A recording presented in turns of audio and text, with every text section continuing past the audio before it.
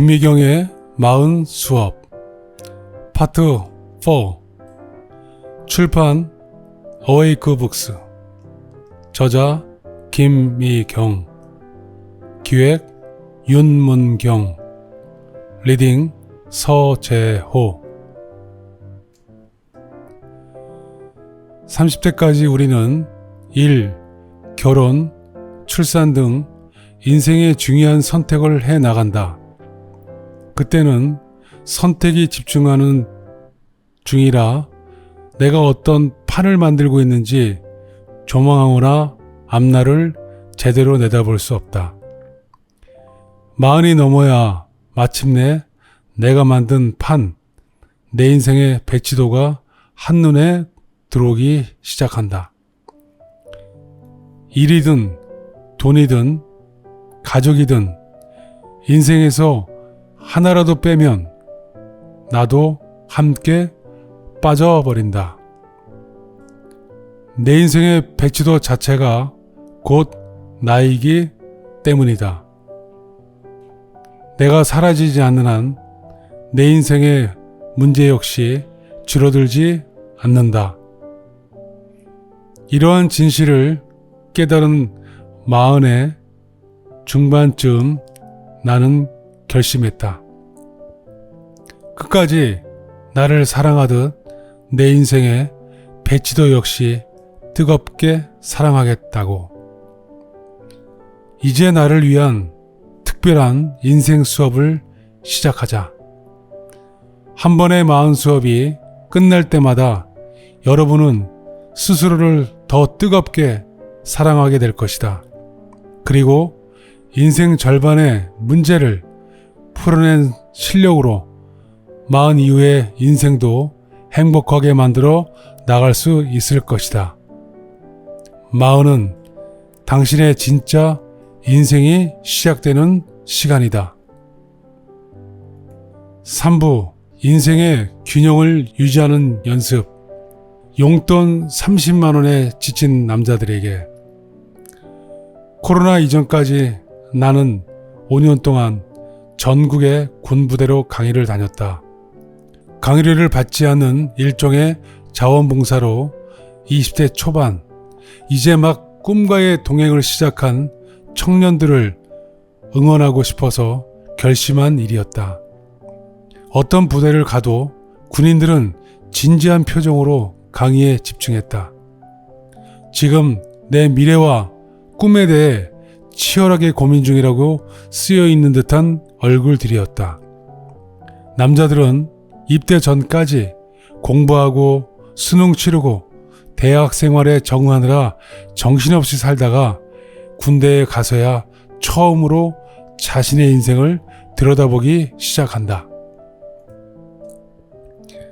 당시 부대에서 만났던 한 상병은 이렇게 말했다. 깜깜한 밤에 혼자 보초를 서는데 스마트폰도 없지, 대화할 사람도 없지, 정말 태어나 처음으로 생각이라는 걸 하게 되더라고요. 그렇게 군대라는 터널을 지나며 남자들은 어느새 어른이 된다. 입대할 때는 고등학교를 졸업한 지 2년 정도 된 어린애인데 제대하면 갑자기 어른 취급받는 현실을 직면한다. 내가 나 스스로를 책임져야 한다는 인생의 무게를 제대로 느끼는 것이다. 제대 이후엔 본격적인 취업 준비를 시작한다.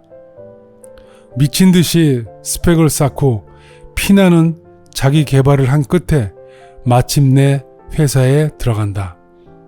그리고 30대에 결혼해 가장이 된다. 허리끈을 조이는 40대 남자들.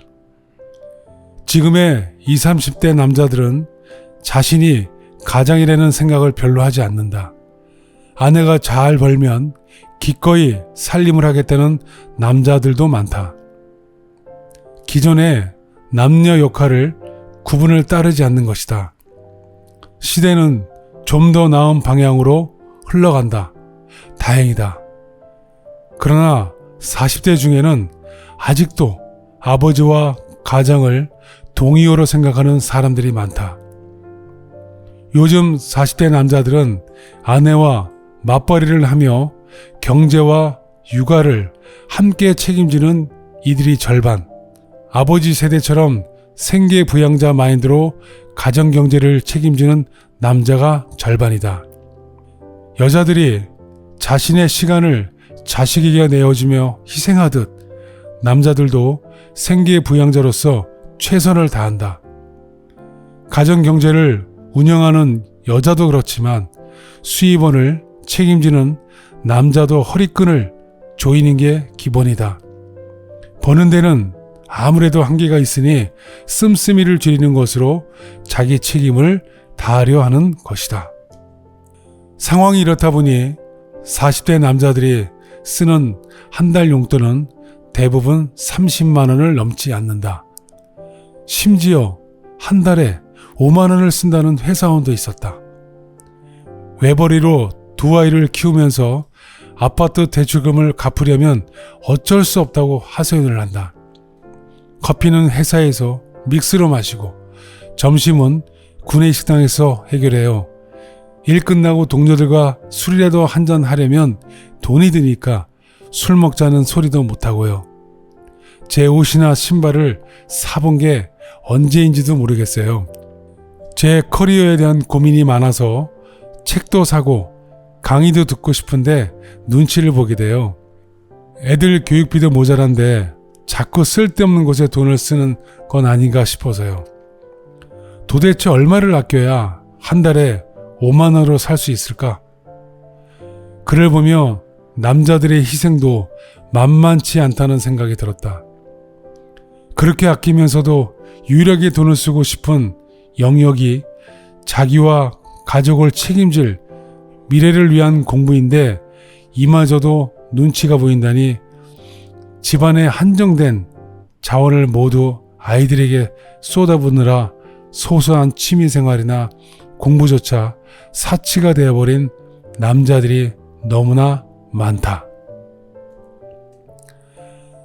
남자들이라고 돈 쓰는 재미를 모르겠는가?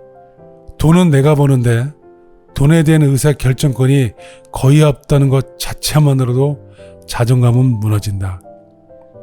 당연히 스트레스와 우울감이 높아질 수밖에 없다. 나라는 인간의 크기가 꼭 돈의 크기만큼 작아진다. 게다가 인간관계를 맺는 데는 돈이 든다. 만이 넘으면 어딜 가도 얻어먹을 일보다 사줘야 할 일이 더 많다. 그러니 돈이 없으면 자연히 인간관계도 좁아질 수밖에 없다. 보상이라곤 이번 달도 30만 원으로 착실하게 살았다는 아내의 인정밖에 없는데 이것도 한두 번이지 이런 상황이 10년 이상 지속되면 자괴감에 빠질 수밖에 없다. 고독사로 내몰리는 50대 남자들. 남자들은 아이들이 클수록 집안에서 설 자리가 좁아진다. 밖에서 아무리 잘 나가도 집안에서는 아이들과 친한 게 권력이다. 그런데 40대에는 야근도 많고 책임져야 할 일이 많아 가장 바쁠 때이니 아이들과 정서적으로 멀어지기 쉽다. 특히 아이들이 사춘기일 때는 싫다고 밀어내도 자꾸 들여다봐야 관계를 유지할 수 있는데 일주일에 한 번 보는 정도라면 아빠와 아이의 거리는 이미 저만큼 멀어져 있기 십상이다. 이 시기에 아이와의 유대를 놓치면 집에서도 엄청 외롭고 어색해진다. 가족들을 먹여 살리느라 밤낮 없이 일하는데 무관심한 아빠라는 얘기까지 들으면 세상 억울하고 속상하다. 그래도 이 정도는 참을 수 있다. 가장 큰 위기는 50대에 찾아온다. 회사에서는 자꾸 눈치를 주고 어느새 희망퇴직 대상자가 되거나 임금 피크제가 적용된다. 그때부터 뒤통수가 따가워진다. 아내는 회사 그만두면 어떻게 할 거냐며 자꾸 눈빛으로 물어본다. 남편들은 또 한 번 억울해진다. 미래를 대비할 수 있게 밀어주긴 했나? 매번 회사가 내준 숙제를 풀어내며 내가 이곳에 왜 있어야 하는지 증명하는 것만으로도 벅차다. 그렇게 회사에서 살아남기 위해 온몸으로 버티다 50대에 준비 없이 회사를 그만두면 극심한 정체성 혼란이 시작된다. 사원증을 반납하고 집에 들어가는 순간 내가 누군지 모르겠다. 여자들은 빈둥지 증후군을 호소하지만 남자들은 빈 둥지조차 없다. 나를 보호해주던 둥지 자체가 완전히 해체된 것이다. 돈 벌던 시간이 지나가면서 자신의 쓸모를 확인할 기회가 사라진다. 사회적 연결도 모두 끊어진다. 집에 있는 시간이 많아지니 가족들과의 어색함은 더 커지는데 집안 어디에도 내 공간은 없다. 상황 자체가 50대 남자들을 너무나 고독해지도록 내몬다. 실제로 2021년 보건복지부 조사에 따르면 50대 남자들의 고독사가 전체 인구 중 가장 많았다. 50대 여자들보다 10배 많은 수치다. 50대 남자들이 겪는 경제적, 정신적 위기는 그만큼 심각하다. 위기와 고립감에서 탈출하는 법. 이제 남자들도 달라져야 한다. 여자들은 혼자 살아가는 힘이 강하다. 남편이 없어도 자식, 친구, 자매들끼리 알아서 놀러 다니고 문화센터와 피트니스 센터에 다니며 자기 관리도 잘한다. 명함이 없어도 소속을 잘 찾아낸다. 그러나 남자들은 사회에서 부여한 소속감이 아니면 어색해진다. 혼자 버티고 혼자 자랑스러워하고 혼자 자존감을 지킬 힘이 상대적으로 약하다. 그러니 50대 이후 퇴사와 함께 찾아올 위기와 고립감을 극복하고 혼자서도 잘 살 수 있는 나를 만들려면 40대인 지금부터 준비해야 한다. 퇴직 이후에도 경제활동을 이어갈 수 있는 두 번째 명함을 만들어야 한다. 또 하나 미리 준비해야 할 것이 바로 나만의 성장 아지트다. 퇴사 이후 매일 출근할 수 있는 공간을 마련하는 것이다. 집은 오랫동안 아내가 성장해온 공간이다. 주방도 거실도 방도 모두 아내의 취향대로 꾸며져 있다. 어디에 있어도 내 공간 같지 않은 게 당연하다. 내가 누군지 보여줄 수 있는 정체성이 담긴 공간, 내 자존감을 지켜줄 수 있는 공간을 집 밖에 두는 게 최선이다. 친구들과 스타벅스에서 시간을 때울 게 아니라 작아도 나만의 아지트를 만들자. 뜻을 같이 하는 친구들과 공간을 쉐어하거나 공유 오피스텔을 활용하는 것도 좋다. 고립감을 없애기 위한 사회적 연결도 신경 써야 한다. 나이 들어 갑자기 사람을 사귀기란 쉽지 않다. 회사 밖 취미, 동호회도 좋고 공부, 커뮤니티도 좋다. 오랫동안 함께 할 수 있는 좋은 친구들, 내가 자극받을 수 있고 나의 전문성으로 기여할 수 있는 커뮤니티에 들어가 총무라도 해보자. 그들이 나의 세컨드 라이프를 지지해줄 굳건한 버팀목이 되어줄 테니 마흔은 가장 남편의 역할이 가장 강하게 작동하는 시기다. 그러나 가장의 역할은 생각보다 빨리 끝난다. 나머지 인생은 다시 한 남자, 한 인간으로서 살아야 한다. 용돈 30만 원이 슬퍼지는 날에는 세컨드 라이프를 상상하며 다시 한번 힘을 내자. 인생 후반전 나를 위한 가장 좋은 시간을 지금부터 만들어 나가자. 평범한 사람이 비범해지는 유일한 방법. 저 자신에게 이렇게 몰입해 본 적은 처음인 것 같아요. 덕분에 심각했던 우울증이 사라지고 제가 어떤 사람인지 알게 됐어요. 지금 암 투병 중인 남편이 떠나면 혼자 살아갈 자신이 없었는데 이제 버텨낼 힘이 생겼습니다. 저에게 다양한 재능과 끝까지 해낼 수 있다는 능력이 있다는 걸 처음 알았어요. 덕분에 지금 커뮤니티에서 저만의 챌린지를 진행해 수익을 내고 있습니다. 5년 걸릴 일을 1년 만에 해냈어요. 평생 꾸준히 뭔가를 해본 적이 없는데 제가 해낼 수 있는 사람이라는 자신감을 얻었습니다. 지난해 12월 1년간 이어온 새벽 기상 챌린지를 마치고 참가자들이 들려준 이야기다. 1년간 하루도 안 빠지고 챌린지에 참여한 이들이 무려 2,100명에 달했다. 한마디로 기적 같은 일이다.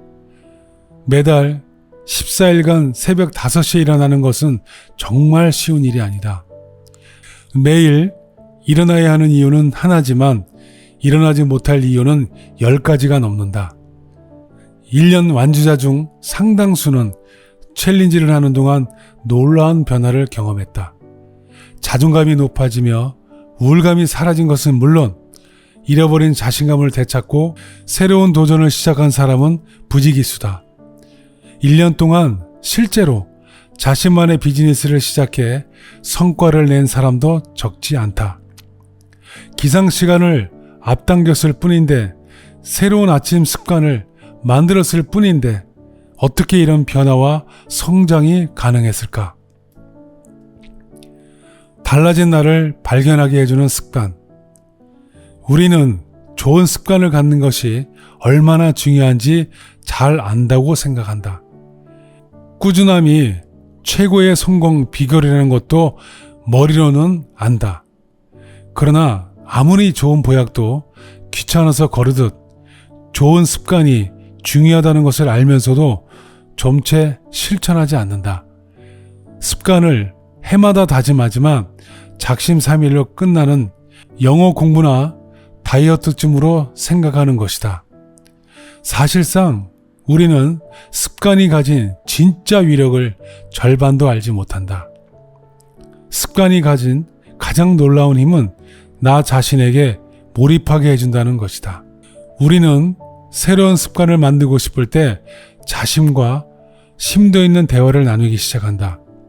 예컨대 운동을 시작하려 해도 결심하고 실행하기까지는 많은 대화가 필요하다. 이 운동이 왜 필요한지, 꾸준히 할 자신이 있는지, 꾸준히 하려면 무엇이 필요한지, 운동을 통해 어떤 목표를 달성할지 묻고 생각하는 것이다. 그리고 마침내 도전을 시작하면 수시로 나를 들여다보게 된다. 운동을 지속하기 위해 퇴근 시간을 조정하고 퇴근 이후 약속도 당분간 잡지 않는다. 스스로를 격려하기 위해 운동복도 새로 마련하고 틈날 때마다 동기부여 영상도 본다. 습관을 몸에 배게 하기 위해 물리적 환경과 시간 등을 세팅하는 것이다. 안 하던 운동을 하느라 힘들고 지칠 때도 많지만 어떤 동작은 생각보다 잘해내는 자신을 보며 놀라기도 한다. 매일 몸무게와 체지방을 체크하며 스스로를 밀착 관리한다.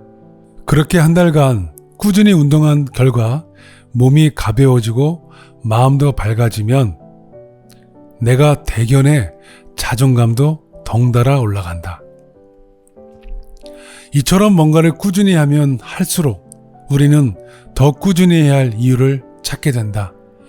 공부 잘하는 아이일수록 부족한 점을 찾아서 더 공부하고 못하는 아이일수록 30분 만에 책을 덮는 것과 같은 이치다. 결국 좋은 습관은 나를 제대로 매니지먼트 해준다. 꾸준히 나에게 몰입해 내 안에 있는 새로운 잠재력을 발견하도록 만드는 것이다. 듬성듬성 보면 작년과 똑같은 나인데 촘촘하게 보면 가능성이 있는 나, 믿을 만한 내가 보인다. 즉, 새로운 나, 다른 나를 발견하고 싶다면 좋은 습관을 가져야 하는 것이다. 좋은 습관을 미라클이라 부르는 이유. 우리는 생각보다 자신과 멀리 떨어져서 지낸다. 바쁜 일상에 쫓기듯 살다 보면 내가 뭘 하는지 마는지 관심이 없다. 그런데 좋은 습관 하나가 몰입을 경험하게 해주고 나의 숨겨진 능력을 발견하게 해준다. 결과적으로 습관은 평범한 나를 비범하게 만들어준다. 내가 강사가 된 것도 습관의 힘 덕분이었다. 평소 세상에 일어나는 모든 일을 강의라는 프레임으로 보는 순간 TV를 볼 때도 포스트잇에 메모하는 습관, 누군가와 만날 때 중요한 내용은 적으면서 대화하는 습관 등 일상의 다양한 습관이 나를 강사로 만들어 주었다. 정말 이루고 싶은 꿈이 있다면 꿈과 관련된 습관에 무식할 정도로 강하게 몰입해야 한다.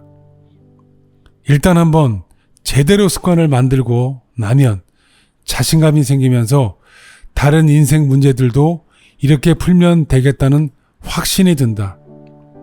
세상이 아무리 복잡해 보여도 꾸준함으로 안 풀리는 문제는 거의 없기 때문이다. 습관은 평범한 사람이 성공할 수 있는 유일한 방법이다.